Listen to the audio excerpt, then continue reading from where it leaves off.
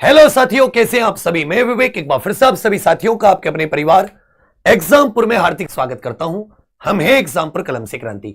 तो साथियों, रोज रात 10 बजे RPF constable, SSC GD, Delhi police constable, NTPC, इन सभी एग्जाम्स को, यूपी पुलिस कांस्टेबल इत्यादि टारगेट करके ये मैंने जीके की क्लास से स्टार्ट कर रखी है। इसमें मैं आपको टॉपिक वाइज बीच में टेस्ट। अब साथी, अभी आरपीएफ एसआई के सेट आए थे। आरपीएफ एसआई की आंसर की आई जो 2 दिसंबर से पेपर हुआ। 2 दिसंबर से पेपर था ना, तो इसकी आंसर की आई है। तो अब सभी लोगों को पता चल जाएगा आरपीएफ कांस्टेबल में किस प्रकार का पेपर आएगा, टीसीएस एसएससी जीडी में किस प्रकार का पेपर, क्योंकि इस एग्जाम को भी कौन करा रहा है, टीसीएस। एसएससी जीडी को भी कौन कराएगी, टीसीएस।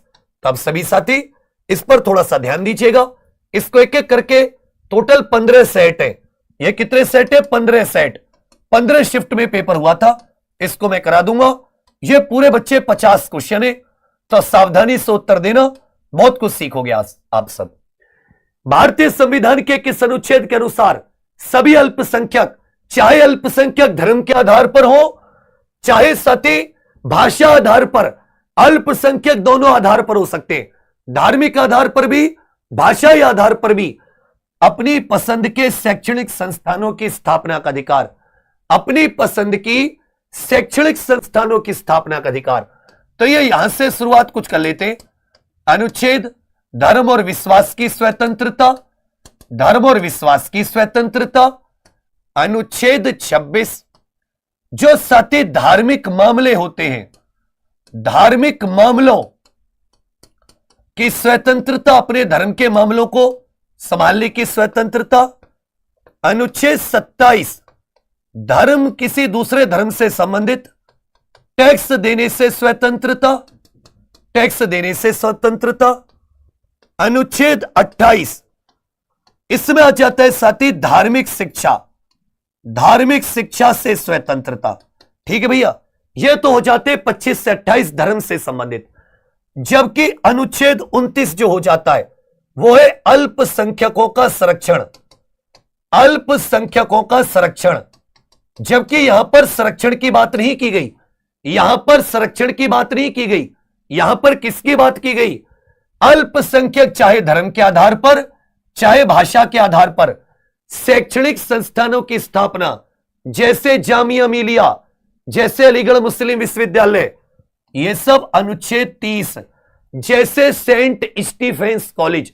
तो मेरे साथ बोलो, 29 में अल्पसंख्यकों का संरक्षण, 29 में अल्पसंख्यकों का संरक्षण, 30 में अल्पसंख्यकों के शैक्षणिक संस्थान, 30 में अल्पसंख्यकों के शैक्षणिक संस्थान, 28 में धार्मिक शिक्षा, 27 में टैक्स, 26 में धार्मिक मामले और 25 में धर्म की स्वतंत्रता। पहले का डी आपका बिल्कुल सही है। सर्बानंद सोनोवाल जो कि साथी पोत बंदरगाह मंत्री है, ने डैश में अंतरदेशीय जलमार्ग विकास परिषद में हरित नौका दिशा निर्देश और रिवर क्रूज टूरिज्म और रोड मैप 2047 लॉन्च किया है। इन्होंने एक दस्तावेज लॉन्च किया, किस स्थान पर किया आप ये बताइए। नेशनल वाटरवे 1, राष्ट्रीय जलमार्ग 1, यह किस नदी पर है, राष्ट्रीय जलमार्ग 1 यह साथी किस नदी पर है, राष्ट्रीय जलमार्ग 2 यह किस नदी पर है, राष्ट्रीय जलमार्ग 2 किस नदी पर है। तो यह इन्होंने कहां पर लॉन्च किया, कोलकाता में। सर्बानंद सोनोवाल, बच्चे कह रहे थे बहुत सारे करंट अफेयर पूछे जा रहे हैं, ज्यादा करंट अफेयर के क्वेश्चन नहीं है, तुम्हें सामने मिलेंगे, लेकिन तुम लोग हौसला अफजाई जरूर किया करो, सभी लोग शेयर जरूर कर दिया करो बच्चा। यह गंगा नदी पर है, यह गंगा नदी पर है, प्रयागराज से हल्दिया, प्रयागराज से पश्चिम बंगाल के हल्दिया। नेशनल वाटरवे 2 यह ब्रह्मपुत्र नदी पर है, धुबरी से सादिया, धुबरी से यह साथी ब्रह्मपुत्र नदी पर, इसको आप देख लीजिएगा। दूसरे का उत्तर डी आपका बिल्कुल सही है। संसद में प्रयोग की जाने वाली भाषा, संसद की कार्रवाई की भाषा, संसद में भाषण आदि देने की जो भाषा है, उसको किस संविधान के किस अनुच्छेद में उसका जिक्र है? अब संविधान का वो भाग बताइए, संविधान का वह भाग, वह अनुच्छेद जो सती भाषाओं के संबंध में, जो भाषाई प्रावधानों के संबंध में, लैंग्वेज प्रोविजन से संबंधित है, भाषाई प्रावधान। आप ये बताइए भारतीय संविधान की कौन सी अनुसूची यह सती 22 भाषाओं को मान्यता देती है, 22 भाषाओं को मान्यता देती है। तो इसी में पूछा है अनुच्छेद 210, अनुच्छेद 210 याद रखिएगा, राज्य विधानमंडल की भाषा, जो राज्य होते हैं उनके विधानमंडल में प्रयुक्त की जाने वाली भाषा, राज्य विधानमंडल की भाषा। संविधान का भाग 17 अनुच्छेद 343 से 351, अनुच्छेद 343 से 351, 8वीं अनुसूची 22 भाषा, जबकि संसद में प्रयोग की जाने वाली भाषा 120, संसद में प्रयोग की जाने वाली भाषा 120 और राज्य विधानमंडल से संबंधित अनुच्छेद 210। अनुच्छेद 210 किससे संबंधित है? अनुच्छेद 210 किससे संबंधित है? अनुच्छेद 210 याद रखिएगा, राज्य विधानमंडल की भाषा। अनुच्छेद 120 संसद में प्रयुक्त की जाने वाली भाषा, संसद में। चौथा क्वेश्चन, इच्थियोफिस बेडडोमी एक कृमि जैसा उभयचर है जो तैर सकता है, यह किस वंश से संबंधित है? यह क्वेश्चन इस तरीके का है, छोड़ देना, कोई टेंशन नहीं है। यह बताइए द्विनाम पद्धति का जनक किसको कहा जाता है? द्विनाम पद्धति का जनक, father of binomial nomenclature, taxonomy का फादर भी कहते हैं। 5 जगत वर्गीकरण किसने दिया था?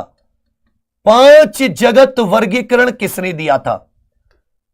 संसार में सबसे बड़ा जगत कौन सा है? सबसे बड़ी किंगडम कह दो, यह सबसे बड़ा जगत कौन सा है? यह बताइए जंतु जगत का सबसे बड़ा फाइलम कौन सा है? जंतु जगत एनिमल किंगडम का सबसे बड़ा फाइलम कौन सा है?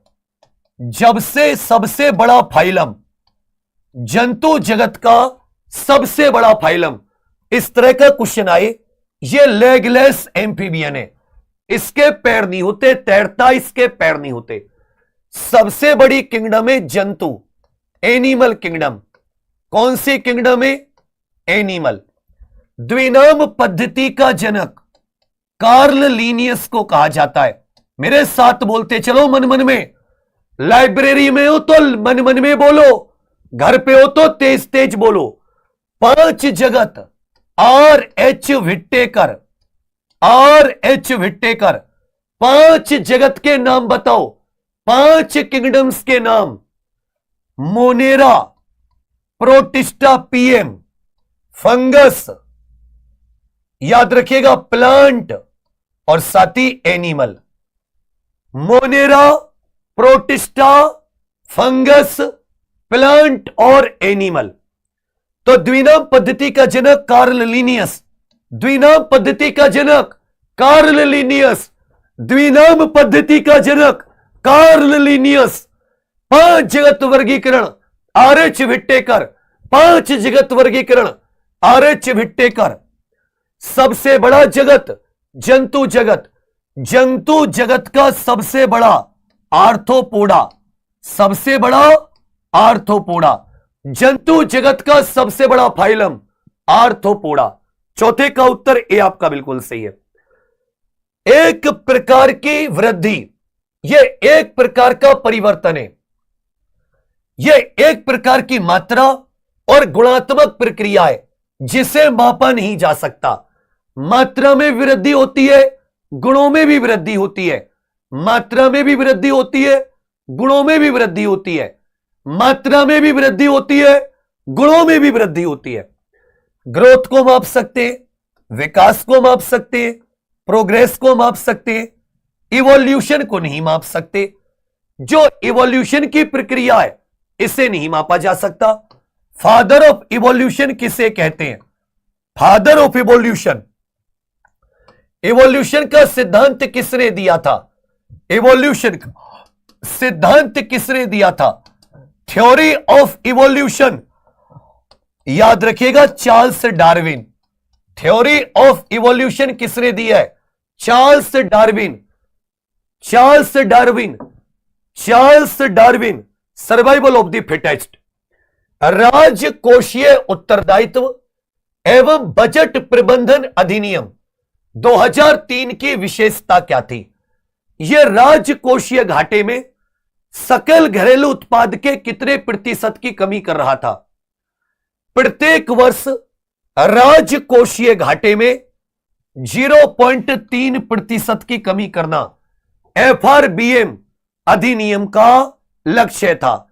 यह अटल बिहारी वाजपेयी जी के समय पर, यह अटल बिहारी वाजपेयी जी के समय पर राजकोषीय उत्तरदायित्व और बजट प्रबंधन अधिनियम 2003 की विशेषता।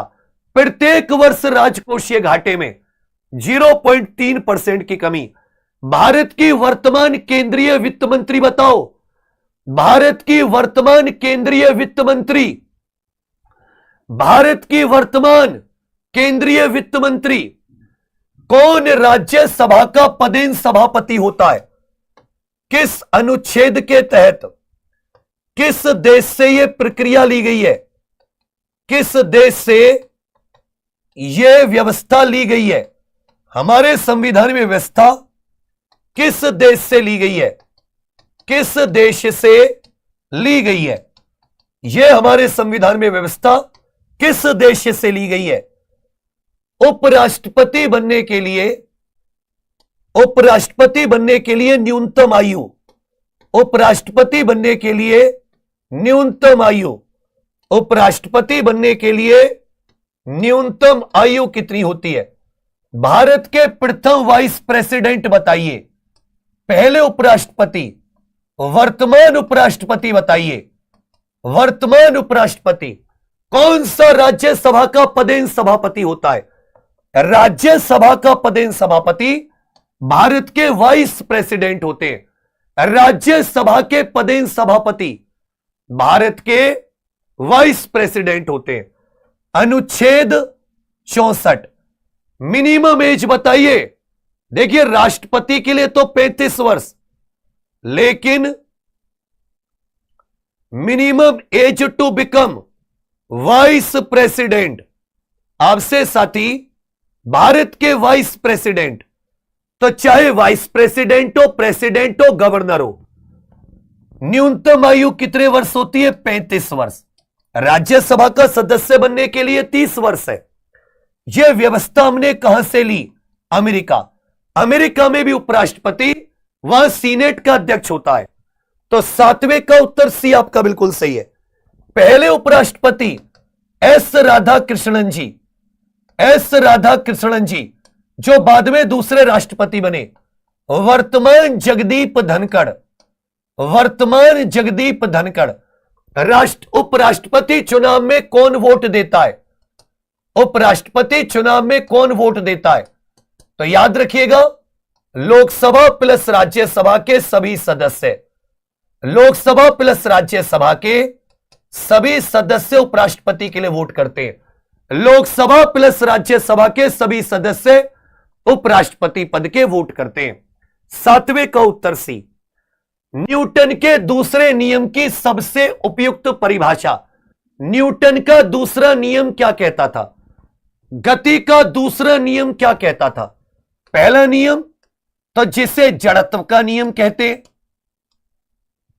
जड़त्व का नियम कहते हैं। If a body is in motion will remain in motion, if a body is in rest will remain in rest until unless an external force is applied to change the position of the rest or motion. My English is very good. अंग्रेजी मेरी बहुत अच्छी है। दूसरा नियम क्या कहता है? तीसरा नियम, for every action there is equal and opposite reaction. दूसरा नियम कहता है कि वो जो बाहरी बल था, बाह्य फोर्स था, यह साथी वस्तु के द्रव्यमान और उस द्रव्यमान से उस वस्तु में कितना त्वरण उत्पन्न हुआ, उस वस्तु में कितना त्वरण उत्पन्न हुआ। किसी वस्तु का त्वरण वस्तु के द्रव्यमान और लगाए गए बल की मात्रा पर निर्भर करता है। वस्तु स्थिर रहती है, स्प्रिंग, वस्तु भाड़ में जाए, ये आपका बिल्कुल सही है। किसी वस्तु का त्वरण वस्तु के द्रव्यमान और लगाए गए बल की मात्रा पर, force upon mass equal to acceleration. यहीं से तो आया, यहीं से तो आया। ये आपका बिल्कुल सही है, ये आपका बिल्कुल सही है।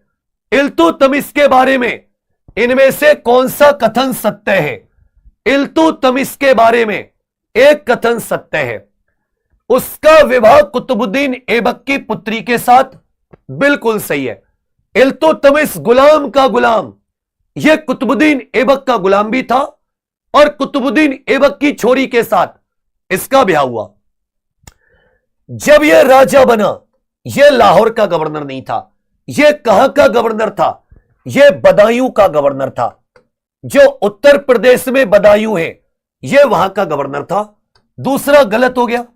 पूछे कौन से सत्य हैं? पहला सत्य है इसने अपने पुत्री को अपना उत्तराधिकारी बनाया, लेकिन इसके बेटों ने विद्रोह कर दिया। यह बात भी सत्य है।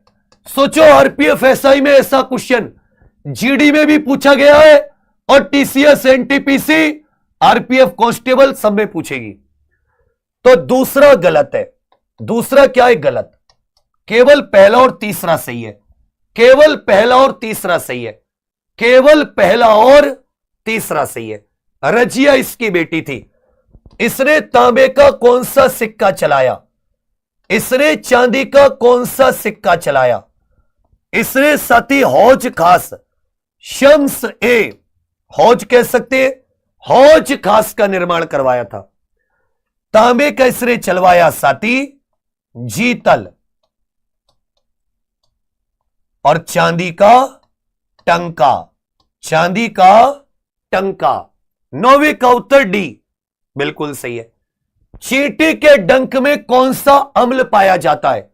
चींटी के डंक में कौन सा अम्ल पाया जाता है? चींटी के डंक में। टमाटर में बताइए।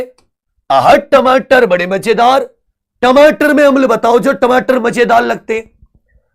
सिरके का अम्ल बताओ, सिरका। नींबू में अम्ल बताओ, नींबू में। नींबू में अम्ल बताओ, नींबू में। टमाटर, सिरका, नींबू। टमाटर, सिरका, नींबू। नींबू में होता है सिट्रिक एसिड। नींबू में होता है सिट्रिक एसिड, जिसको एस्कॉर्बिक अम्ल भी कहते हैं। खट्टे फलों में एस्कॉर्बिक एसिड पाया जाता है। सिरके में इथेनोइक एसिड, इथेनोइक एसिड पाया जाता है। इथेनोइक एसिड, ठीक है भैया। टमाटर में ऑक्जेलिक एसिड, टमाटर में ऑक्जेलिक एसिड। चींटी में फॉर्मिक अम्ल होता है, इसको मीथेनोइक एसिड भी कहते हैं। इसको मीथेनोइक एसिड भी कहते हैं। इसको क्या कहा जाता है? मीथेनोइक एसिड भी कहते हैं। 10 का उत्तर क्या जाता है? ए आपका बिल्कुल सही है। 10 का उत्तर क्या जाता है छोटे? ए आपका बिल्कुल सही है। 10 का उत्तर है। अच्छे इजी क्वेश्चन भी पूछे गए थे। किस प्रकार के वनों में चित्तीदार हिरण पाए जाते हैं? Spotted deer. स्पॉटेड डियर आपको किस प्रकार के हिरण में मिलेंगे? अब तुम लोग अपने जीवन में सैलमोन भाई का सोच के, लॉरेंस बिश्नोई का सोच के अंदाजा लगाओ। सैलमोन भाई का सोच के कि हिरन, अगर बात करें कांटेदार वन, तो हम साथ साथ हैं। छोटे छोटे भाइयों के बड़े भैया हिरन मारा था वहीं पे। राजस्थान में कांटेदार वन होते, वहां साथी काला हिरन, चीतल पाया जाता है। काले हिरन का शिकार चीतल पाया जाता है। मैंग्रोव वन, मैंग्रोव दलदली, दलदली वनों में हिरन क्या करेगा बेचारा? पर्णपाती वनों में भी नहीं पाया जाता। यह साथी पर्वतीय वनों में पाया जाता है। यह कहां पाया जाता है? यह पर्वतीय वनों में पाया जाता है। यह पर्वतीय वनों में पाया जाता है। स्पॉटेड चित्तीदार हिरन कहां पाया जाता है? पर्वतीय वनों में।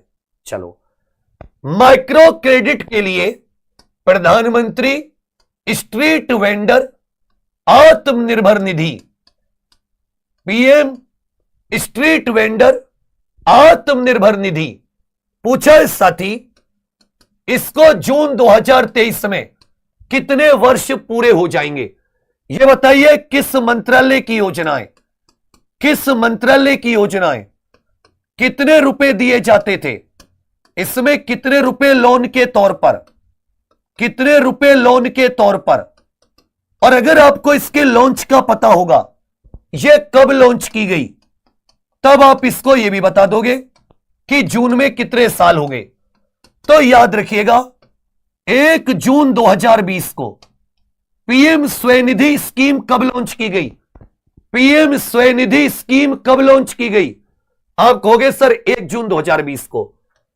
यह साथी शहरी विकास मंत्रालय, शहरी विकास मंत्रालय है ना।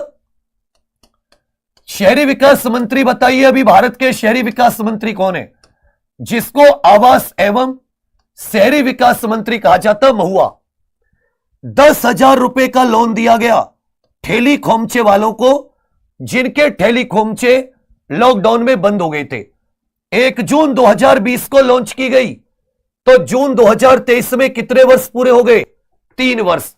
जून 2023 में कितने वर्ष पूरे हो गए बड़े भैया? 3 वर्ष। इसका मंत्री खट्टर मनोहर लाल खट्टर, हरियाणा का पूर्व मुख्यमंत्री। 12 का उत्तर डी आपका बिल्कुल सही है। भारत में वहाबी आंदोलन का नेता, सऊदी अरब के वहाबी से प्रेरित होकर भारत में वहाबी आंदोलन का नेता। बच्चा एक छोटी सी रिक्वेस्ट है, आप सभी लोग जरूर शेयर कर दीजिए। यह क्लास 15 सेट है आरपीएफ के, तुम्हारे लिए तो कंप्लीट करा रहा हूं। और एक और बहुत इंपॉर्टेंट बात, योजना वगैरह सब कराएंगे, लेकिन तुम साथ दोगे तभी, वरना नहीं। और एक बहुत महत्वपूर्ण बात, इस शनिवार याद रखिएगा, इस शनिवार रात को 9 बजे फिर से साथी 8-9 घंटे की क्लास है स्ट्रेटेजी की। सैयद अहमद बरेलवी, सर सैयद अहमद खान, एएमयू के संस्थापक 1875 में। यह अलीगढ़ आंदोलन के जनक थे, अलीगढ़ आंदोलन के जनक, अलीगढ़ आंदोलन के जनक। चलिए भैया, 13 का उत्तर आपका बिल्कुल सही है। स्क्रीन पर बनने वाले चित्रों को क्या कहा जाता है? यह साइंस का क्वेश्चन है, फिजिक्स का। यह किसका क्वेश्चन है? साइंस का क्वेश्चन है, फिजिक्स का। सभी लोग उत्तर दीजिए, साइंस का क्वेश्चन। जिन्हें साथी स्क्रीन पर इमेज अगर आप प्राप्त करते हो, उन्हें वास्तविक इमेज कहा जाता है। जिन्हें स्क्रीन पर प्राप्त नहीं कर सकते, जिन्हें स्क्रीन पर प्राप्त नहीं कर सकते, उनको वर्चुअल या आभासी कहा जाता है। तो जो रियल होती है, वास्तविक होती है, वो साथी याद रखिएगा, ये जो रियल होती है ये स्क्रीन पर प्राप्त हो जाती हैं। जो साथी आभासी होती हैं ये स्क्रीन पर प्राप्त नहीं हो सकती। बहुत लोग गलत उत्तर दे रहे हैं। पाकिस्तान का 14वां राष्ट्रपति जिसने आसिफ अली जरदारी, इसने किसकी जगह ली? आसिफ अली जरदारी से पहले कौन था? आसिफ अली जरदारी से पहले कि राहें जहां तक जाएंगी राहगीर वहां तक जाएगा, ये दरिया से क्यों पूछ रहे ये नीर कहां तक जाएगा? अरे खींच धनु की डोर, निशाना साधो अपनी मंजिल का, बाकी बाद में देखेंगे ये तीर कहां तक जाएगा। अरे सुल्तान कर दे चढ़ाई। आरिफ अलवी की जगह ली। किसकी जगह? दांतों के डॉक्टर। राष्ट्रकूट वंश की प्रशासनिक इकाइयों का सही असेंडिंग ऑर्डर बताइए। आरोही क्रम मतलब बढ़ते क्रम में, मतलब छोटी से बड़ी, मतलब छोटी से बड़ी। यह साथी एनसीईआरटी का क्वेश्चन है, एनसीईआरटी का क्वेश्चन है। राष्ट्रकूट वंश का संस्थापक बताइए। ये सारे क्वेश्चन अपनी कॉपी में लिख लेना। राष्ट्रकूट वंश का संस्थापक, राष्ट्रकूट वंश की राजधानी, राष्ट्रकूट वंश की राजधानी कन्नौज के त्रिकोण संघर्ष में कौन कौन से वंश शामिल थे? कन्नौज के त्रिकोण संघर्ष में, इस त्रिकोण संघर्ष में अंतिम जीत किसकी हुई? अंतिम जीत किसकी हुई? तो सबसे पहले होता था ग्राम, सबसे छोटी इकाई क्या होती थी? ग्राम। ग्राम से बनता था साथी भुक्ति, 50-60 गांव को मिलाकर भुक्ति। भुक्ति से बनता था विषय, कई सारी आजकल का जिला मान लो, आजकल के जिले जैसा और ये तहसील जैसी।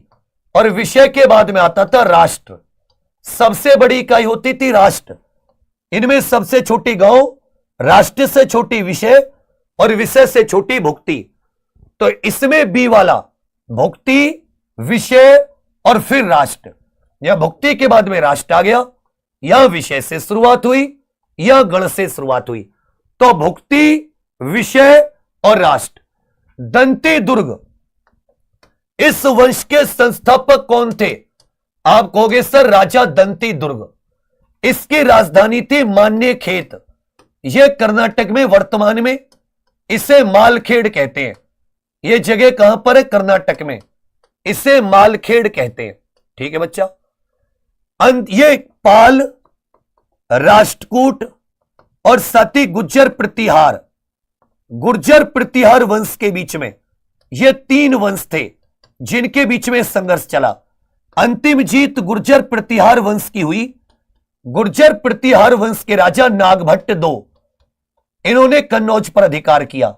नागभट्ट II, ये सारे एक एक इंपॉर्टेंट है तुम्हारे एग्जाम के लिए। जान लगा रखिए, मेहनत में कोई कमी नहीं है, लेकिन तुम्हें यह कमी दिखाई नहीं देगी। अभी क्वेश्चन इजी कर दूं, सबको अच्छा लगेगा। ये सब क्वेश्चन तुम्हें करवाएंगे तुम, अगर तुम ये भरोसा कहते हो कि भैया हमारे जीवन में केवल तुम हो।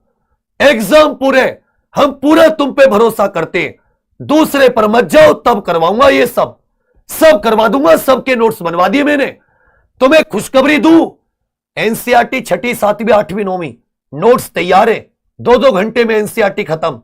मां की कसम खा रहा हूं, 3-4 क्वेश्चन मिलेंगे तुम्हारे पेपर में। हिस्ट्री अब वैसी नहीं आ रही, ऐसी आ रही है। 16 का उत्तर भी।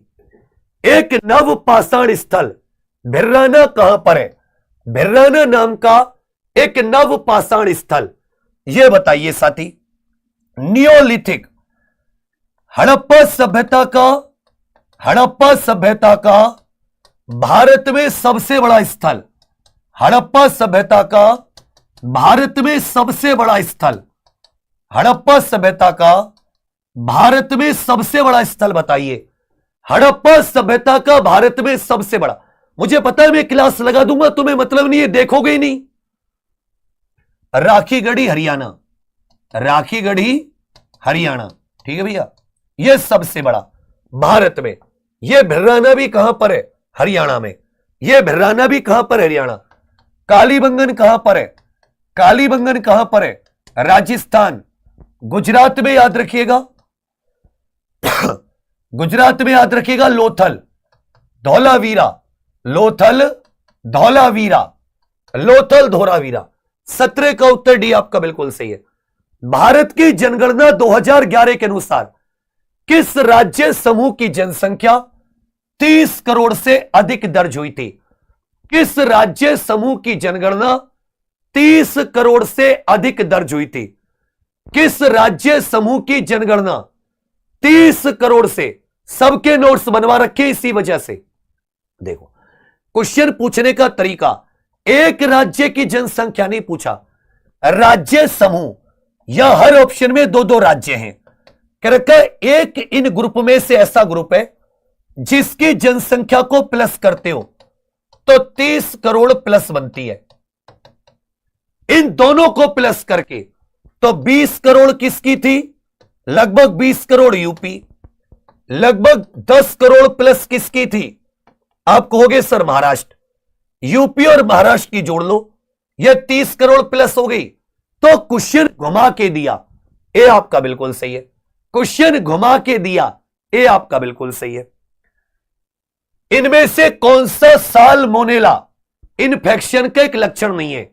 मान लेता हूं आपको साल्मोनेला, यह एक बैक्टीरिया है, साल्मोनेला टाइफी। यह क्या है? जीवाणु। इस जीवाणु से आपको टाइफाइड की बीमारी होगी। तो कह रखा है अगर आपको इस जीवाणु का इन्फेक्शन हो जाता है तो इनमें से कौन सा एक लक्षण नहीं है? इनमें से कौन सा एक लक्षण नहीं है? इनमें से कौन सा एक लक्षण नहीं है? देखिए, पेट में ऐंठन होती है, एब्डोमिनल क्रैम्प होते हैं, बुखार भी होता है, डायरिया भी होता है, लेकिन वोमिटिंग भी होती है, नौसिया, जी मिचलाता है, वोमिटिंग भी होती है। इसका उत्तर इन्होंने उल्टी होना माना है कि उल्टी एक लक्षण नहीं है। यह साथी गलत है। उल्टी एक लक्षण नहीं है, यह चीज गलत है। मेरे विचार में सारे के सारे होते, लेकिन इन्होंने माना क्या है? उल्टी। इस लक्षण को नहीं माना। 19 का सी, भारत में हॉर्नबिल त्योहार किस महीने में, किस राज्य में, कितने दिन, किस राज्य में कितने दिन, कब से कब तक, इस तरीके से भी पूछ सकता है। और प्रथम बार कब मनाया गया? प्रथम बार कब मनाया गया? प्रथम बार हॉर्नबिल त्योहार कब मनाया गया? खींचकर उत्तर दीजिए। प्रथम बार हॉर्नबिल त्योहार कब मनाया गया? प्रथम बार हॉर्नबिल फेस्टिवल पहली बार कब मनाया गया? तो याद रखिएगा 25 साल पूरे हो गए इसको। 25वां इस बार 2024 में, 2024 में 25वां। याद रखिएगा किसामा हेरिटेज विलेज नागालैंड की राजधानी कोहिमा के निकट, नागालैंड में। यह कहां पर मनाया जाता है? नागालैंड। 10 दिन का त्योहार है। कितने दिन का? 10। 1 से 10 दिसंबर। कब से कब तक?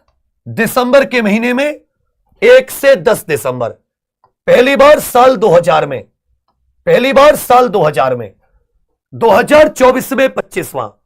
पहली बार साल 2000 में, कब से कब तक? 1 से 10 दिसंबर। कितने दिन? 10 दिन।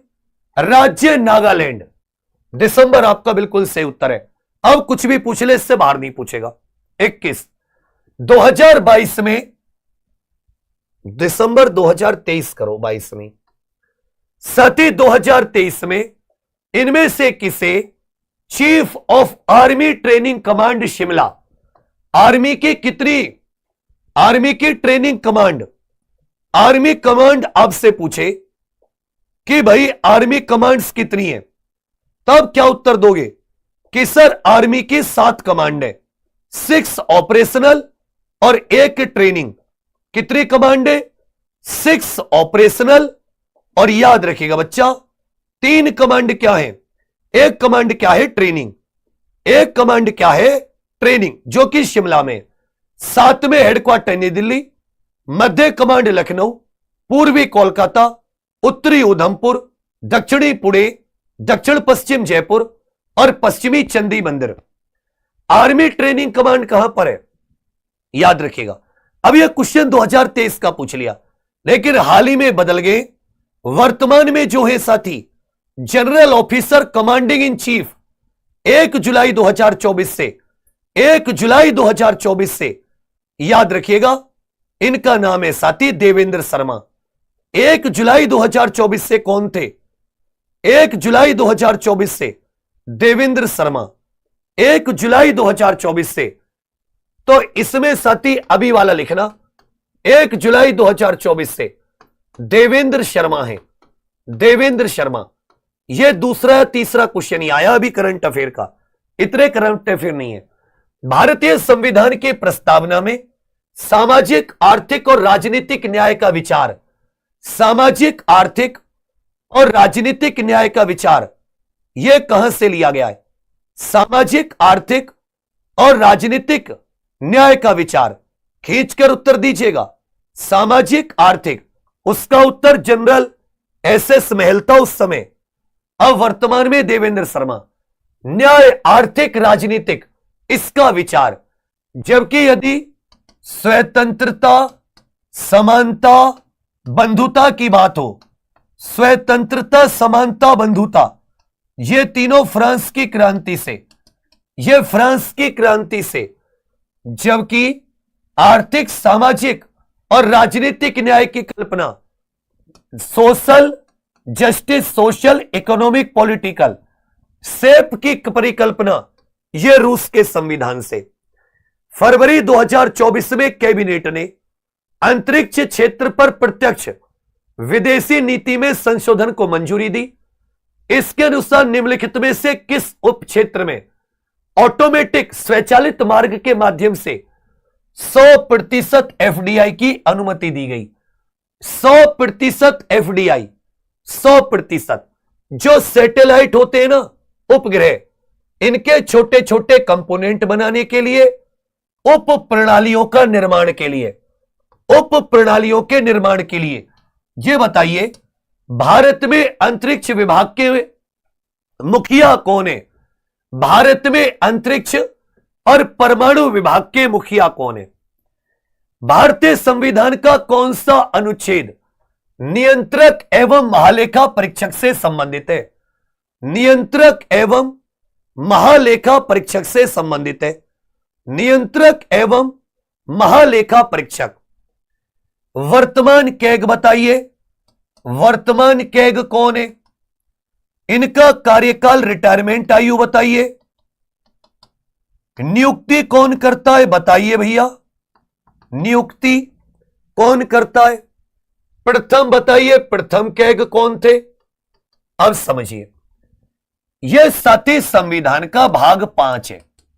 संविधान के भाग 5 अनुच्छेद 148 से 100, याद रखिएगा 51, अनुच्छेद 148 से 151, ये सब 148 में यह कैग का पद, नियुक्ति वगैरह की बात की गई है। नियुक्ति कौन करती है? राष्ट्रपति। नियुक्ति राष्ट्रपति, नियुक्ति राष्ट्रपति। कार्यकाल 6 वर्ष या 65 वर्ष, जो भी पहले हो जाए। वर्तमान है संजय मूर्ति। वर्तमान कौन है? संजय मूर्ति। प्रथम कैग कौन थे? वी नरहरि राव, पहले थे वी नरहरि राव। 149 में कर्तव्य, कैग के कर्तव्य वगैरह। 150 में फॉर्म के प्रकार, फॉर्म के प्रकार, जो भी वित्तीय फॉर्म होती है केंद्र राज्य के। 151 में ऑडिट रिपोर्ट, 151 में क्या जाता है? Audit report. यह सब कुछ पूछ लेता है, सब कुछ पूछ लेता है। यह अकाउंट फॉर्म, अकाउंट के फॉर्म क्या क्या होगा, अकाउंट के टाइप क्या क्या होंगे, किस प्रकार से अकाउंट मैनेज किए जाएंगे, उसका फॉर्मेट क्या होगा। तो 148 में पद और नियुक्ति, 149 में कर्तव्य, 150 में जो फॉर्म ऑफ अकाउंट होगा उसके प्रकार, 151 में ऑडिट रिपोर्ट। बी आपका बिल्कुल सही उत्तर है। इन्हें लिख लीजिएगा, बहुत इंपॉर्टेंट है। बी आपका बिल्कुल सही उत्तर है। किसी राष्ट्र के आर्थिक स्वास्थ्य का मूल्यांकन करने के लिए इनमें से कौन सा मुख्य माप है? किसी देश में आर्थिक तरक्की कितनी है, इनमें से किस चीज से मूल्यांकन करोगे? आर्थिक तरक्की का मूल्यांकन किस चीज से करोगे? सकल घरेलू उत्पाद, विदेश से निवल कारक आय, सकल राष्ट्रीय उत्पाद या नेशनल इनकम? किससे? याद रखिएगा जीडीपी। जीडीपी सबसे बढ़िया जुगाड़ है जिससे किसी देश का आर्थिक स्वास्थ्य का मूल्यांकन कर सकते हो। साथ ही जो भी रेलवे की तैयारी करना चाहें उनके लिए थ्योरी, इससे बेस्ट कोई बैच नहीं है। एग्जाम पर ऑफिशियल एप्लीकेशन पर हम सफर बैच में कराई जा रही है, ज्वाइन जरूर करें। किस भारतीय संगीतज्ञ को हिंदुस्तानी शास्त्रीय संगीत को व्यवस्थित और संगीताबद्ध, मतलब किताब लिखने में उनकी भूमिका के लिए जाना जाता है, जिससे भारत की संगीत विरासत की आधुनिक शिक्षा के लिए आधार तैयार हुआ? इन्हें साथी याद रखिएगा, इन्होंने हिंदुस्तानी शास्त्रीय संगीत में, इन्होंने हिंदुस्तानी शास्त्रीय संगीत में, इन्होंने हिंदुस्तानी शास्त्रीय संगीत में 10 ठाट बताई हैं। इन्होंने हिंदुस्तानी शास्त्रीय संगीत में ठाट की संख्या कितनी बताई है? 10। इन्होंने संगीत लक्ष्यमाला करके यह साथी ग्रंथ और भी कई ग्रंथ लिखे हैं। पंडित विष्णु नारायण भातखंडे, विष्णु नारायण भातखंडे, अब्दुल करीम खान, इन्होंने साथी किराना घराने की स्थापना की है, शास्त्रीय संगीत का किराना घराना। बाबा अलाउद्दीन खान, यह साथी सरोद वादक थे, सरोद वादक।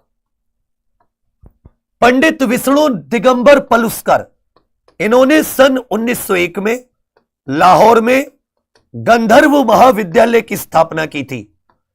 1901 में लाहौर में गंधर्व महाविद्यालय की स्थापना की थी। तो विष्णु दिगंबर पलुस्कर, इनके गुरु पूछा एक पेपर में, टीसीएस ने गुरु इचलकर जीकर, बाल कृष्ण इचलकर जीकर इनके गुरु थे। बाल कृष्ण इचलकर जीकर इनके गुरु थे। आप कहोगे भैया आपको इतनी नॉलेज कैसे, आपने कहां से पढ़ा? बाबू ये सब मैंने एप्लीकेशन पर बहुत अच्छे से बताया है। तो 1901 लाहौर गंधर्व महाविद्यालय, यह किसने खोला था?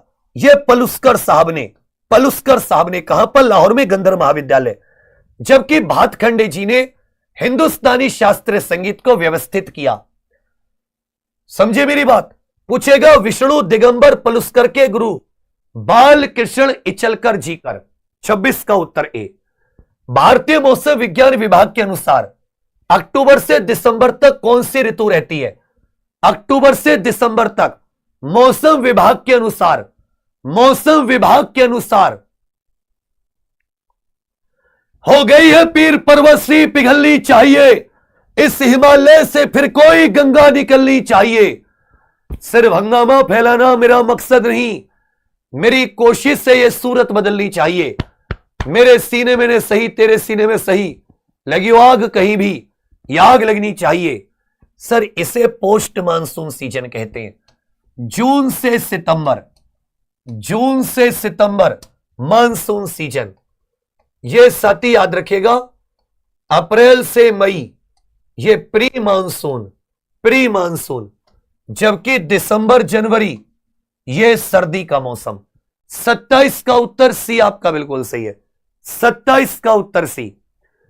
पेरिस 2024 में निशानेबाजी में ओलंपिक पदक जीतने वाली प्रथम भारतीय निशानेबाजी जोड़ी मनु भाकर और सरबजोत सिंह ने किस देश के खिलाड़ियों को हराकर ब्रॉन्ज मेडल जीता था?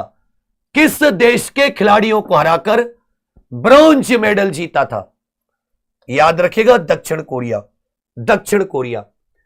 किस कार्यक्रम का उद्देश्य गरीबी का सामना कर रहे लोगों की खाद्य और पोषण स्थिति में सुधार करना था? पोषण स्थिति में सुधार। 1992 में इसको साथी टीपीडीएस, टारगेटेड पीडीएस नाम दिया गया, और 1997 में इसको रीवेम्ड पीडीएस नाम दिया गया। कह रखे गरीबी का सामने कर रहे लोगों की खाद्य और पोषण स्थिति। यह था सार्वजनिक वितरण प्रणाली, जिसको साथी राशन कार्ड व्यवस्था कहते हैं, जिसको राशन कार्ड व्यवस्था कहते हैं। यह वर्ल्ड वॉर 2 के समय शुरुआत की थी अंग्रेजों ने। इसकी शुरुआत कब की थी? वर्ल्ड वॉर 2 के समय। इसका उद्देश्य क्या था? गरीब लोगों को कम कीमत पर खाना मिल सके। 29 का ए। इसरो के संस्थापक कौन थे? 15 अगस्त 1969 को इसरो के संस्थापक। यह साथी जो भी क्वेश्चन था 29वां, यह कॉमन सेंस का क्वेश्चन था। किसका क्वेश्चन था? Common sense. बाकी तीनों योजना लोगों को कौशल सिखाने की योजना थी, कौशल सिखाने की। पेट की भूख, मंगल मंगल के दिन पैदा हुआ 2 रोटी की भूख। फिल्म थी बहुत अच्छी राजेश खन्ना की, कादर खान ने डायलॉग लिखे थे, याद रखिएगा। विक्रम साराभाई भारतीय अंतरिक्ष कार्यक्रम के जनक। राष्ट्रपति पर महाभियोग का प्रावधान किस देश के संविधान से लिया गया? किस अनुच्छेद में राष्ट्रपति पर महाभियोग? अनुच्छेद 61 में राष्ट्रपति पर महाभियोग की प्रक्रिया है, यह अमेरिका के संविधान से ली गई। कहां के संविधान से? अमेरिका के संविधान से। निर्वाचन आयोग ने वरिष्ठ आईएएस अधिकारी दीपक कुमार को भारत के किस राज्य का गृह सचिव नियुक्त किया था? याद रखिएगा, उत्तर प्रदेश का। अगस्त 2024 में हुए 35वें अबू धाबी अंतरराष्ट्रीय शतरंज महोत्सव के मास्टर ग्रुप में संयुक्त दूसरे स्थान पर रहने वाले भारतीय शतरंज खिलाड़ी रौनक साधवानी किस शहर से हैं? रौनक साधवानी किस शहर से है? याद रखिएगा, संतरों के लिए फेमस, महाराष्ट्र का नागपुर। जयपुर अतरौली घराने की स्थापना, जयपुर अतरौली घराने की स्थापना इंदौर घराने के संस्थापक बताइए। इंदौर घराने के संस्थापक बताइए। इंदौर घराने के संस्थापक आमिर खान। इंदौर घराने के संस्थापक आमिर खान। पंडित किशन महाराज, अनिंदो चटर्जी, यह याद रखिएगा, तबला से संबंधित है। अनिंदो चटर्जी भी तबला, उस्ताद जाकिर हुसैन भी तबला, उस्ताद अल्लाह दिया खान। जयपुर अतरौली घराना केसरबाई केरकर जिस घराने से थी, यह अल्लाह दिया खान। 34 का सी। एप्लीकेशन वालों, समझ में आया कि विवेक सर का पढ़ाया हुआ कला संस्कृति क्या खौफनाक रहता है? कोई क्वेश्चन बाहर आया क्या? आरपीएफ एसआई में बताओ, कोई क्वेश्चन आया बाहर? कहा था ना, आमिर का दौर हमेशा रहता है वो वाला। कैटफिश की कौन सी प्रजाति मार्च 2023 में अरुणाचल प्रदेश में खोजी गई? मार्च 2023 में कैटफिश की कौन सी? याद रखिएगा बच्चा, एक्सोटोमा धृतिया। एक्सोटोमा धृतिया, ऐसो को छोड़ दिया करते हैं, नहीं याद होता। स्वर्णिम चतुर्भुज राजमार्ग नेटवर्क से नहीं जुड़ा हुआ, इनमें से कौन सा गोल्डन क्वाड्रिलेटरल से नहीं जुड़ा हुआ? इनमें से कौन सा गोल्डन क्वाड्रिलेटरल से नहीं जुड़ा हुआ? Golden quadrilateral. एक बार तुम सभी साथी शेयर नहीं कर रहे, मतलब तुम नहीं चाहते कि मैं तुम्हें अच्छी अच्छी क्लास दूं। तमिलनाडु, आंध्र प्रदेश, पश्चिम बंगाल, केरल जुड़ा हुआ नहीं है। वंशागति के नियम क्लासिकल जेनेटिक्स की आधारशिलाओं का निर्माण करते हैं। किसने सबसे पहले वंशागति के नियमों का वर्णन किया था? Laws of inheritance. किसने साथी वंशागति के नियमों का वर्णन? इन्होंने, आपको याद होगा, मटर पर। इन्होंने किस पर शोध किया था? मटर के दानों पर। इन्होंने किस पर शोध किया था? सर मटर के दानों पर, ग्रीगर जॉर्ज मेंडल। किस न्यायाधीश को पद से हटाने के लिए सर्वप्रथम प्रस्ताव लाया गया था? स्वतंत्र भारत के पहले न्यायाधीश थे जिन पर महाभियोग का प्रस्ताव लाया गया था, जिनको पद से हटाने के लिए प्रस्ताव लाया गया था। याद रखिएगा, न्यायमूर्ति रामास्वामी। न्यायमूर्ति रामास्वामी। सीमा सुरक्षा बल की पहली महिला स्नाइपर, बीएसएफ 1 दिसंबर 1965। बीएसएफ 1 दिसंबर 1965 को गठन। 2 सीमाओं की रक्षा करती है, इंडो पाक बॉर्डर, भारत पाकिस्तान अंतरराष्ट्रीय सीमा, भारत बांग्लादेश सीमा। सुमन कुमारी, सुमन कुमारी स्नाइपर, मन के पार गोली, ऐसे समझ लो। नाबार्ड की सहायक कंपनी जो व्यक्ति और अन्य कानूनी संस्थाओं को ऋण सुविधा प्रदान करने का लक्ष्य निर्धारित करती है। जो साथी सहायक कंपनी है नाबार्ड की, नाबार्ड का गठन बताइए। नाबार्ड का गठन कब हुआ, किस समिति की सिफारिश पर? तो यह समिति थी बी शिवारामन कमेटी, बी शिवारामन समिति की सिफारिश पर 1982 में गठन हुआ। मुंबई इसका हेडक्वार्टर है। मुंबई क्या हेडक्वार्टर? इसके कंपनी है नव समृद्धि। यह साथी व्यक्ति और कानूनी संस्थाओं को ऋण देती है। नेब वेंचर कंपनी जो है यह साथी स्टार्टअप को फंडिंग देती है। स्टार्टअप को फंडिंग देती है, क्वेश्चन भी पूछा जा चुका है पहले। नेब वेंचर स्टार्टअप को फंडिंग देती है, जबकि नेब समृद्धि ये व्यक्ति और कानूनी संस्थाएं। व्हाइट टाइगर पुस्तक के लेखक बताइए। व्हाइट टाइगर पुस्तक सिलेक्शन डे, व्हाइट टाइगर पुस्तक सिलेक्शन डे, इस पुस्तक को साल 2008 में बुकर प्राइज मिला था। इस पुस्तक को साल 2008 में Booker prize. Arundhati Roy God of small things, Arundhati Roy God of small things, Arundhati Roy God of small things Arvind Adiga की किताब है। द व्हाइट टाइगर किसकी किताब है? अरविंद अडिगा। भारत में चरम निर्धनता का अनुमान लगाने के लिए, भारत में चरम निर्धनता मतलब बहुत ज्यादा गरीबी का अनुमान लगाने के लिए किस डेटा का उपयोग किया जाता है? किस डेटा स्रोत का उपयोग किया जाता है चरम गरीबी का अंदाजा लगाने के लिए? राष्ट्रीय जनगणना, कृषि उत्पादन, घरेलू उपभोक्ता व्यय सर्वेक्षण, राष्ट्रीय आय कि कौन व्यक्ति कितना गरीब है। आप कैसे बताओगे वो खर्चा कितना कर रहा है? अपना घरेलू, घर में खाना पीना बाकी सामानों पर खर्चा। तो इसके लिए आप घरेलू खर्च का सर्वेक्षण करा लो, घरेलू खर्च का सर्वे करा लो, घरेलू खर्च का survey, household consumer expenditure survey कि जो उपभोक्ताएं ये कितना सर्वे कर रहे हैं, पता चल जाएगा भारत में कितनी चरम गरीबी है। 42 का सी। भारत के किस केंद्र शासित प्रदेश में जनसंख्या घनत्व सबसे कम है?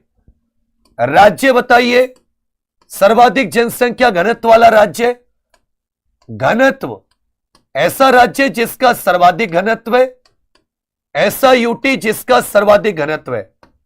राज्य बताइए जिसका सबसे कम जनसंख्या घनत्व है, सबसे कम घनत्व, जनसंख्या घनत्व, पूरे भारत का औसत जनसंख्या घनत्व, भारत का औसत जनसंख्या घनत्व याद रखिएगा 382 व्यक्ति प्रति वर्ग किलोमीटर। राज्य में बिहार का सबसे ज्यादा है, यूटी में दिल्ली का सबसे ज्यादा है, राज्य में सबसे कम अरुणाचल प्रदेश और यूटी में अंडमान निकोबार, यूटी में अंडमान निकोबार, यूटी में अंडमान निकोबार। लक्षद्वीप बता रहे हो, रैंपटे खाओगे। बायोस्फीयर रिजर्व, अतः यूटी सही तो अंडमान निकोबार केंद्र शासित प्रदेश। अरे सबसे कम राज्य घनत्व अरुणाचल प्रदेश, अरुणाचल प्रदेश सबसे कम है ना राज्यों में। यहां पे यूटी पूछा है, यहां पर क्या पूछा? यूटी, यहां पर क्या पूछा? यूटी। ठीक है भैया। भारत के बायोस्फीयर रिजर्व का पूर्व से पश्चिम, पहले ऐसे क्वेश्चन यूपी पीसीएस आईएएस में आते थे। किस में आते थे? आईएएस में आ जाते हैं, आईएएस में आते थे। बायोस्फीयर रिजर्व को पूर्व से पश्चिम लगवा रहा है, इधर पूर्व होता है, इधर पश्चिम। अब अगर तुम्हें भारत का नक्शा आता है तो तुम लगा पाओगे। सबसे पहले सुंदरवन, तो राज्य लिख लो सुंदरवन कहां पाया जाता है। इसके एक ट्रिक बताऊं, यस लिखो तो ट्रिक बताऊं, यस लिखो तो इसके एक ट्रिक बताऊं। ऐसे क्वेश्चन को करने का तरीका, 50 क्वेश्चन है, पूरे करके जाना, 6 और बचे हैं। पंचमणि ये साथी एमपी, अचानक, अचकमार, अमरकंटक ये एमपी और छत्तीसगढ़ में, दोनों में, एमपी और छत्तीसगढ़ में। सिमलीपाल उड़ीसा। अब आप ऐसा देखो, सबसे उत्तर में उड़ीसा है या पश्चिम बंगाल है या एमपी है, तो आप पाओगे उड़ीसा। इनमें सबसे उसकी बात करोगे तो ये सुंदरबन सबसे पहले आ गया, फिर उड़ीसा वाला आएगा 1 और 4। देखो 1 4 किसमें, तुम्हें 1 से केवल ये 2 मिलेंगे, ये गलत हो गया। देखो उड़ीसा, क्योंकि देश हमारे यहां थोड़ा सा पीछे होता जा रहा है, पश्चिम बंगाल यहां तक फैला हुआ है, उड़ीसा पश्चिम बंगाल ज्यादा पूरब में, और ये तो सुंदरबन तो बांग्लादेश तक फैला हुआ है, तो ये ज्यादा पूरब में, सिमलीपाल पीछे। फिर एमपी और छत्तीसगढ़ की सीमा पर यह आएगा अचानक कमार, और फिर केवल एमपी वाला पंचमणि। तो अगर ईस्ट से वेस्ट लगाना हो तो 1 4 3 2, 1 4 3 2, डी आपका बिल्कुल सही है। 1 4 3 2, बहुत सावधानी से उत्तर लगाने हैं। 45, तुम्हें भी 2-3 क्वेश्चन ऐसे मिलेंगे, एसआई में मिले, कांस्टेबल में भी मिलेंगे, आरपीएफ कांस्टेबल, एसएससी जीडी में भी मिलेंगे। विश्व स्वास्थ्य संगठन ने आधिकारिक तौर पर किस देश को कुष्ठ रोग से खत्म करने वाला, दुनिया का पहला देश कुष्ठ रोग को खत्म करने वाला, यह साथी लेप्री नामक जीवाणु से होता है। कुष्ठ रोग किससे होता है? लेप्री नामक जीवाणु, बैक्टीरिया से होता है। समझे मेरी बात? जॉर्डन पहला देश बना है जिसने कुष्ठ रोग को समाप्त कर दिया, जॉर्डन। किस योजना का उद्देश्य है ग्रामीण क्षेत्रों में स्वरोजगार के अवसर उत्पन्न करना? ग्रामीण क्षेत्रों में स्वरोजगार के अवसर उत्पन्न करना, अवसर उत्पन्न करना। स्वर्ण जयंती शहरी, प्रधानमंत्री एम्प्लॉयमेंट योजना, ग्रामीण रोजगार सृजन कार्यक्रम, रूरल एम्प्लॉयमेंट जनरेशन प्रोग्राम, स्वर्ण जयंती ग्राम स्वरोजगार योजना। इन दोनों में कंफ्यूज हो गए। इन्होंने सी वाले को माना है, इन्होंने सी वाले को माना है। ग्रामीण क्षेत्रों में स्वरोजगार, जो हथकरघा उद्योग होता है, हथकरघा उद्योग, यह खादी और साथ ही ग्राम उद्योग आयोग की योजना थी। खादी और ग्रामोद्योग आयोग की योजना पढ़ाऊंगा, टेंशन मत लेना। बस तुमसे मेरा दिल टूट जाता है क्योंकि मैं तुम्हारे लिए पागलों की तरह मेहनत करता हूं।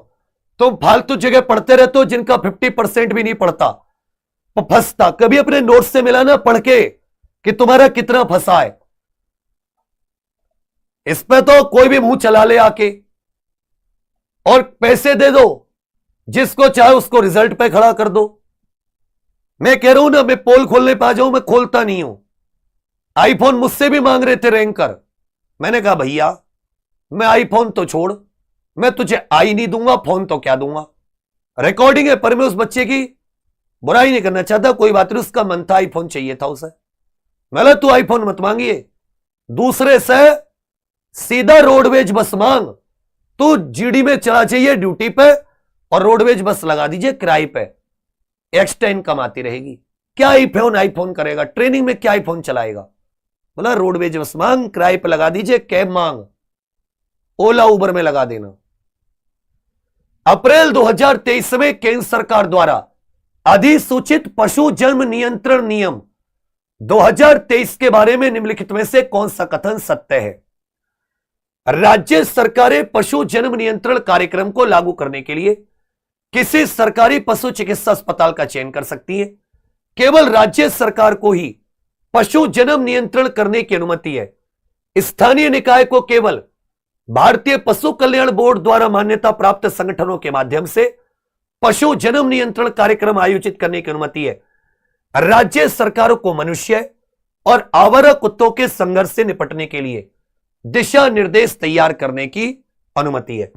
तो जब बच्चा इस राज्य सरकार से नीचे स्थानीय निकाय, ग्राम पंचायत और नगर पालिका, यहां भारतीय पशु कल्याण बोर्ड द्वारा मान्यता प्राप्त संगठनों के माध्यम से ये जो कुत्ते होते हैं रोड के, इनका जनसंख्या नियंत्रण की जाती है। क्या की जाती है? जनसंख्या नियंत्रण। 47 का सी, गुलाम वंश के शासकों को कालानुक्रमिक क्रम में व्यवस्थित करें। अब तुम्हें गुलाम वंश के एक दो शासक याद है, जबकि गुलाम वंश के कई शासक थे, कई शासक। उनको क्रम से, इनमें से तुम किसी को नहीं जानते, एक आध को छोड़कर, एक आध को छोड़कर। अब बताओ कौन सा है? अब बताओ कौन सा है? एक आध को छोड़कर साथी तुम किसी को भी नहीं जानते। तो देखो, जैसे ही साथी इल्तुतमिश मरा, कौन मरा? आप कहोगे भाई इल्तुतमिश। इल्तुतमिश के मरते ही जो गद्दी पर बैठा उसका नाम था नसीरुद्दीन महमूद। कौन बैठा? हालांकि ये समझ लो, ये पहले मर गया था इसके बाप से। 1210 में जिसने गद्दी कब्जाई, नासिरुद्दीन महमूद। क्या नाम था? नासिरुद्दीन महमूद, जिसने गद्दी कब्जाई। नासिरुद्दीन महमूद 1236 तक रहा। 1236 से 1240 तक रजिया। रजिया के बाद में 1240 में आ गया बेरहम। बेरहम के बाद में महमूद शाह, ठीक है भैया, मसूद शाह। मसूद के बाद में महमूद एक, और उसके बाद में बलबन। तो ये जो डी वाला है, ये क्रम साथी बिल्कुल सही है। जो डी वाला है, ये क्रम बिल्कुल सही है। अलाउद्दीन मसूद शाह, सॉरी, रुकनुद्दीन सी वाला। सबसे पहले रुकनुद्दीन फिरोज शाह, उसके बाद में बहराम शाह, फिर अलाउद्दीन मसूद शाह, और लास्ट में नसीरुद्दीन महमूद। ये इनका बिल्कुल सही क्रम है। सबसे पहले नासिरुद्दीन महमूद आना चाहिए था, फिर साथ ही इसमें रुकनुद्दीन फिरोज शाह आना चाहिए था, फिर इसमें, इसको मैं एक बार और देख लूंगा, हो सकता है आंसर की में भी मिस्टेक हो, ठीक है। कल इसको पहला क्वेश्चन बना दूंगा। अगर आप किसी राज्य को तिल की फसल, रबी फसल के रूप में तिल की खेती शुरू करने की सलाह देते हैं, तो वह राज्य किस क्षेत्र में होगा? तिल की खेती सबसे ज्यादा कहां पर की जाती है? सिसेमे। इसकी खेती सबसे ज्यादा कहां की जाती है? सिसेमे क्रॉप की खेती सबसे ज्यादा रबी क्रॉप के तौर पर दक्षिण भारत में। सबसे पहले द्विराष्ट्र का सिद्धांत किसने दिया था? टू नेशन थ्योरी किसने दी थी? द्विराष्ट्र का सिद्धांत। इससे पहले याद रखिएगा, अलीगढ़ आंदोलन के जनक, एमयू के फाउंडर का नाम याद नहीं आ रहा, उन्होंने भी याद रखिएगा मेरठ में 1888 में, अलीगढ़ आंदोलन के जनक 1888 में उन्होंने द्विराष्ट्र की बात कही थी अपने भाषण में। यह क्वेश्चन पूछा जा चुका है। उन्होंने द्विराष्ट्र की बात कही थी। सर सैयद अहमद खान, सबसे पहले सर सैयद अहमद खान ने, मोहम्मद इकबाल से पहले भी सर सैयद अहमद खान ने द्विराष्ट्र की थ्योरी 1888 में मेरठ में एक भाषण दिया था। वहां पर मोहम्मद इकबाल ने तो बाद में उठाया। 50 का उत्तर ए। अब आप सभी लोग अपना साथी स्कोर बताइए, स्कोर बताइए कि अगर ये 50-49 क्वेश्चन, आपका स्कोर कितना है आरपीएफ में? इसमें साथी 5-7 क्वेश्चन करंट के थे, बाकी 10 से 15 क्वेश्चन ट्रिकी थे, और यही मेरिट डिसाइड करेंगे, याद रखना। बाकी क्वेश्चन इजी थे, कर सकते थे। 10-15 क्वेश्चन तो बहुत इजी थे। इसमें अगर किसी का 40 प्लस स्कोर है तो उसकी बहुत अच्छी तैयारी है।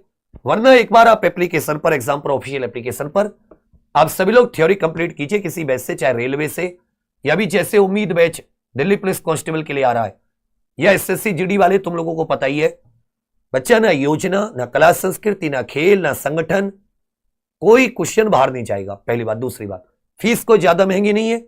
आप एक बार एग्जाम प्रो ऑफिशियल एप्लीकेशन पर जरूर जाकर देखने की कोशिश करना, ठीक है भैया। अब रेलवे, एनटीपीसी, हम सफर बैच, ग्रुप डी, इनसे भी कर सकते हैं। दूसरी बात, अगर आप लोग चाहते हैं कि भैया हमारे लिए भी कुछ थ्योरी, तो मैं करा दूंगा, लेकिन तुम वादा करो कि तुम क्लास में आओगे। तुम लोगों के लिए तो मेहनत चल रही है, तुम देख रहे हो पसीने, ऊर्जा में कमी लगी, एनर्जी में, किसके लिए? अगर आज तुमने 1000 कमेंट कर दी, जितने भी बाद तक इस वीडियो का लाभ उठाते हो, बाद तक रिकॉर्डेड इस वीडियो को देखते हो, सभी लोग 10 बजे लाइव आने की कोशिश किया करो।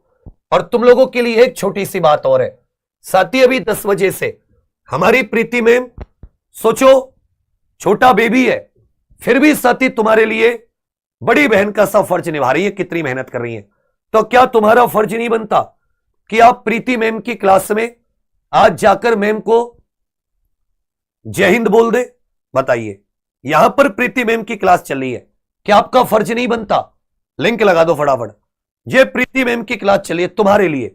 आरपीएफ देखो, ये 2 टॉपिकों का आपको, ये एनालॉगी नामक जो टॉपिक है और कोडिंग डिकोडिंग, इनका निचोड़ बिल्कुल आरपीएफ वाले question, SSC GD, RPF constable के लिए। ये तुम्हारा फर्ज बनता है, इनको हौसला दो। ऐसे मेहनत करने वाले टीचर यूट्यूब पे ढूंढे नहीं मिलेंगे जो तुम्हें देख के अपना जीवन तुम पे लगा दें। वादा करो कि तुम लोग अभी मैडम को क्लास में जाकर ये जरूर बोलोगे, दीदी मन आपको बहुत सारी विशेष है। जाके बोल के आओ, मैडम आपके लिए बहुत सारी विशेष है, जय हिंद बोल के आओ मेरी तरफ से। लिंक लगा दिया मैंने, जो ये मेरी क्लास तुम लोग देख रहे हो, इसी क्लास में लिंक लगा दिया है। 28 तारीख को रात 9 बजे से मेरी मैराथन भी है, यहां पर ये लिंक लगा हुआ है। तुरंत जाके मेरी उंगली पकड़ो, आओ सभी छोटे भाई बहन, यहां पे क्लिक करके मैम को बोल के आओ कि मैम आपके लिए बेस्ट विशेष है, ऐसे हमारे लिए मेहनत करो। मैं भी तुम्हारे लिए ऐसी क्लास लेकर आऊंगा। बंदे में है दम, नाम इसीलिए रखा था इस क्लास का। इस क्लास का नाम इसीलिए रखा है, देखो इस क्लास का नाम है बंदे में है दम सीरीज। तो जाके बोल के आओगे, वादा करो और कमेंट करना भैया थ्योरी ले आऊंगा। आप सभी के लिए बहुत सारी शुभकामनाएं, थैंक यू, धन्यवाद। सभी जाके बोल के आओ 2 के 2000। तुम लोग मेरी क्लास को 2000 देख रहे हो, सभी जाके बोल कर आओ इस लिंक से। मैम आपका बहुत शुक्रिया। बंदे में है दम। जय हिंद।